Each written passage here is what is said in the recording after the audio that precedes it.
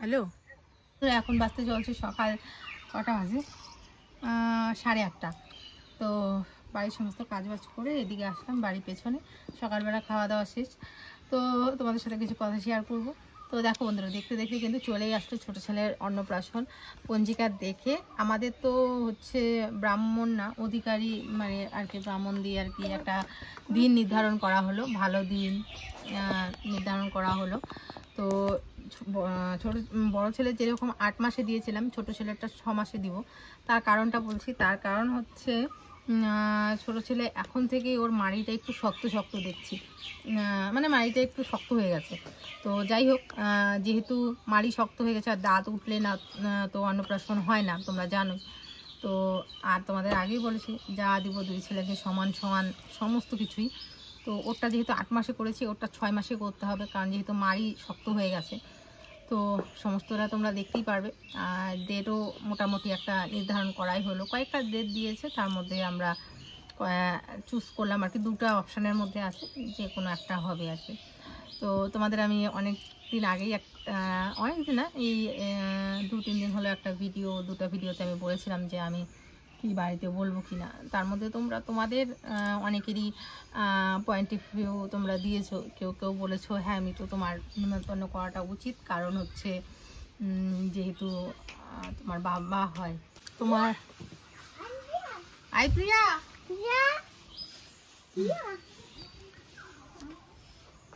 ওদিকে সাপ আছে কিন্তু। অনেকে বলেছো যে তোমার উঠবে, এখন উঠবে, তোমার নিমন্ত্রণ করা উচিত, কারণ তোমার যেহেতু বাবা হয়, তুমি তোমার দিক দিয়ে ঠিক থাকো। আবার অনেকে বলেছো দেখো মিতু, তোমার যখন একদম খারাপ সিচুয়েশন, একটা মেয়ে যখন ডেলিভারি থাকে তখন বাঁচবে কি মরবে তার কোনো গ্যারান্টি নেই, তখন তোমার বাবা একবার তোমাকে ফোন করেও খোঁজ নেয়নি। যদি তোমার বাবার কথা ভাবো, সবসময় তো আর বাড়িতে থাকে না, তোমার মা না হয় বাড়িতে সবসময় ওনাকে পাহারা দিয়ে রাখে বাড়িতে, কিন্তু যখন দোকানে আসে তখন তো একবার ফোন করতে পারতো, খোঁজ নিতে পারতো। বা নাতি হয়েছে, একবারও কীরকম আছে না আছে তাও খোঁজ নিল না। যাচ্ছি হয়ে যাক, তুমি তো তার নিজের মেয়ে, নিজের রক্ত। অবশ্যই তোমার ভুল যদি হয় তো সেটাকে ধরে কি বাবা হিসেবে তো উনি থাকতে পারে না, এটাও ঠিক। হ্যাঁ বন্ধুরা, কারণ আমি নিজে মা হয়েছি, আমি বুঝি আমার ছেলে যতই অন্যায় করুক, যতই ভুল করুক, এখন সে যদি এমন অবস্থা ভগবান না করুক কোনোদিনও হয়, আমি তো কোনোদিনও থাকতে পারবো না। এটা আমার মনের ব্যাপার, আমি তোমাদের সাথে শেয়ার করছি, কারণ আমার ছেলে হয়েছে, আমার রক্ত, সে ভুল করতেই পারে। তাই বলে আমি মা হয়ে বা বাবা হয়ে আমরা তো পারবো না কোনোদিন এরকমটা করতে। তো সেটাও ঠিক। হ্যাঁ, কারণ আমি যখন ওই মুহূর্তে ছিলাম, তো আমার যদি মা থাকতো, যতই যাই হতো, আমার মা কিন্তু একবার হলেও আসতো, যদিও আমার বাবার সাথে ঝগড়া করে হলেও আসতো, যে আমার মেয়ে ওরকম সিচুয়েশনে, আমি তো যাবই, তাতে তুমি কি বলো বলো, আমার মেয়ে আগে। সে মা যদি থাকতো তাহলে হতোই, তো যেটা নেই সেটাই না কেন। হ্যাঁ, এখন তুমি বলবে যে ভুল, তার মানে কি তুমি করেছো? না, আমার কোনো কিছু ওখানে গিয়ে খারাপ লেগেছিল, যার কারণেই আমি বাড়ি চলে আসি। আসার পরে আমার খারাপ লাগে। তো যাই হোক, ওই সিচুয়েশনটা টানার আমি প্রয়োজন মনে করছি না। নিজের বাবা মেয়ের সম্পর্ক ফাটল ধরার পিছনে আরও অনেক কারণ আছে, যেগুলো আমি তোমাদের সাথে শেয়ার করেছি। এর হাতও আছে, অনেকে চাইছিল না যে আমাদের মধ্যে এই সম্পর্কটা থাক, কারণ হ্যাঁ, এটা কথা অস্বীকার করতে পারবো না যে আমার বাবা আমার বড় ছেলেকে সত্যি মন থেকেই ভালোবাসছিল। এখন কি করে আমি জানি না, বা এখন তো আর মনে হয়তো বা নেই, কিন্তু হ্যাঁ, কিন্তু একটা সময়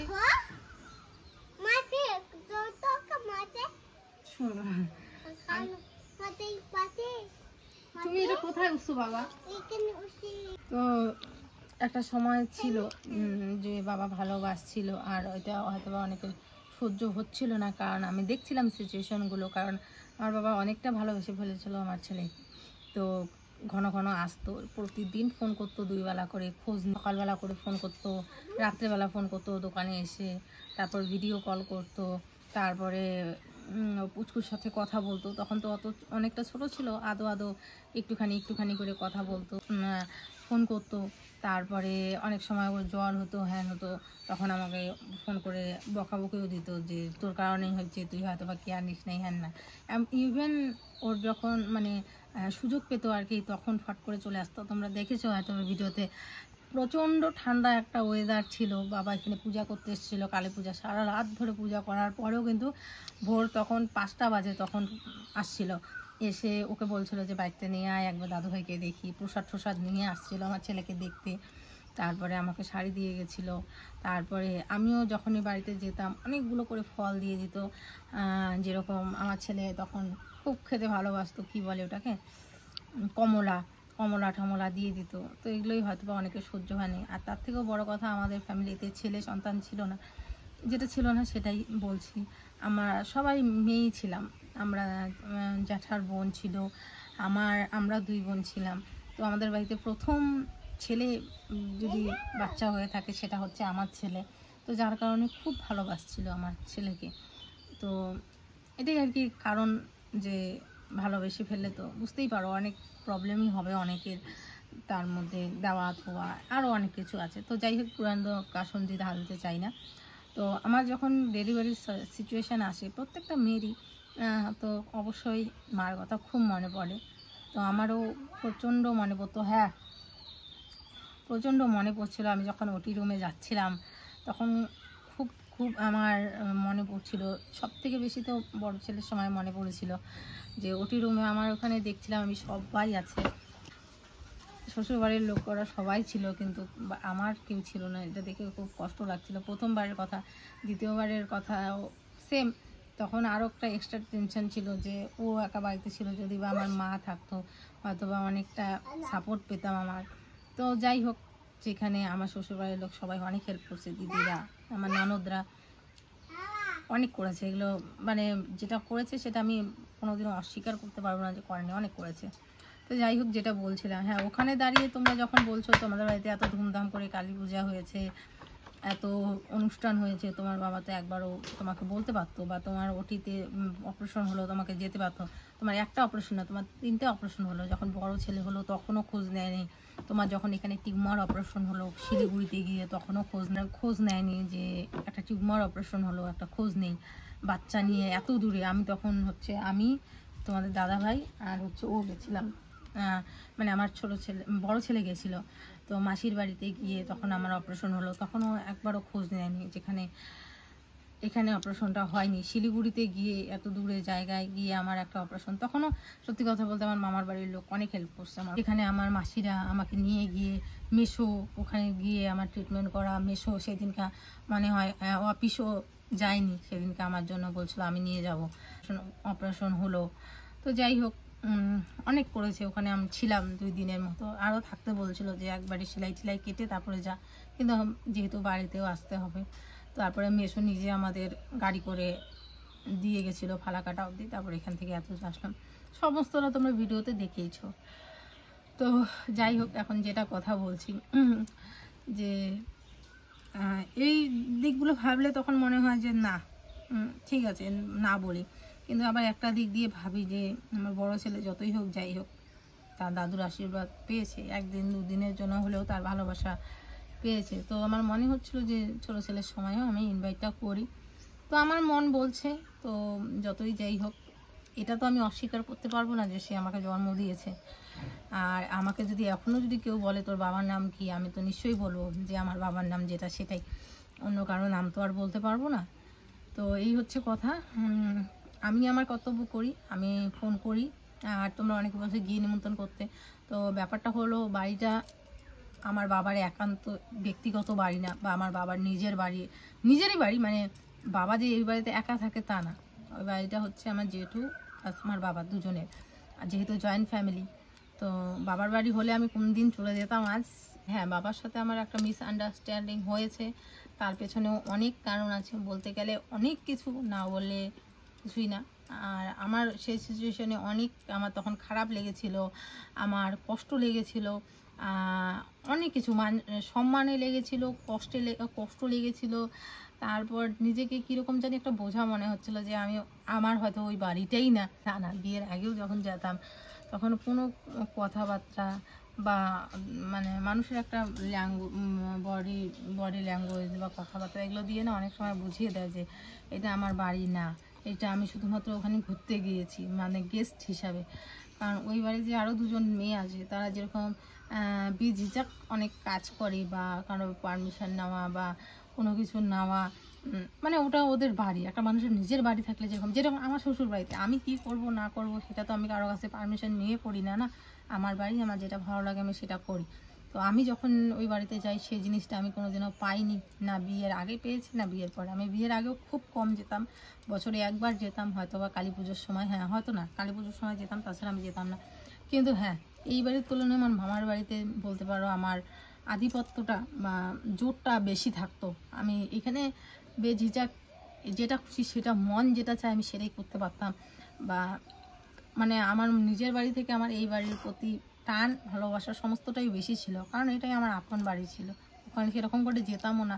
যেতামের থেকেও বড় কথা, মানুষের একটা বিহেভিয়ারে বোঝা যায় না যে কে তোমার আপন কে তোমার পর, এরকমটাই হতো সব সময়।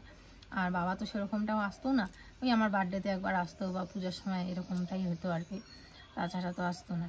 তো যাই হোক, যেটা আমি বলছি, তো চলো ফোন করি।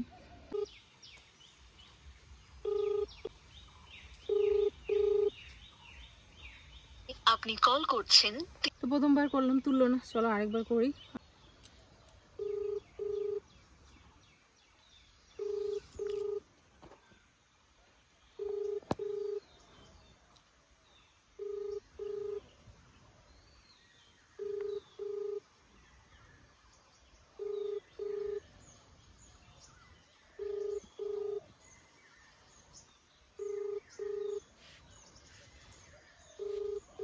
যে ব্যক্তিকে আপনি কল করছেন তিনি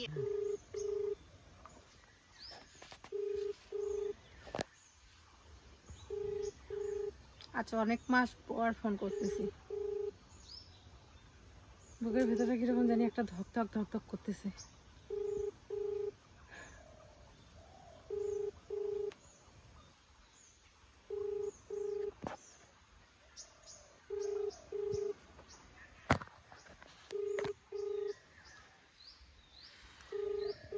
যে ব্যক্তিকে আপনি কল করছেন তিনি এখন উত্তর দিতে পারছেন না।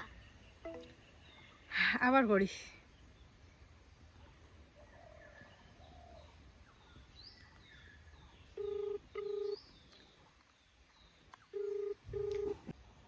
Hello hello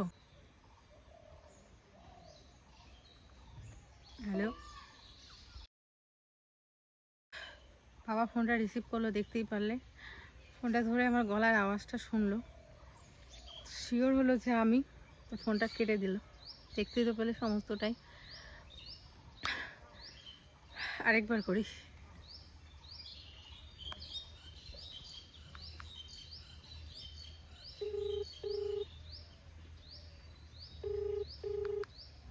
The person you are calling is currently busy. Please call again later.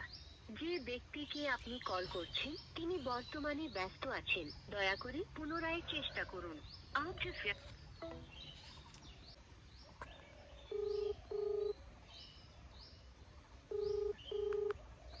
The person you are calling is currently busy. Please call again later.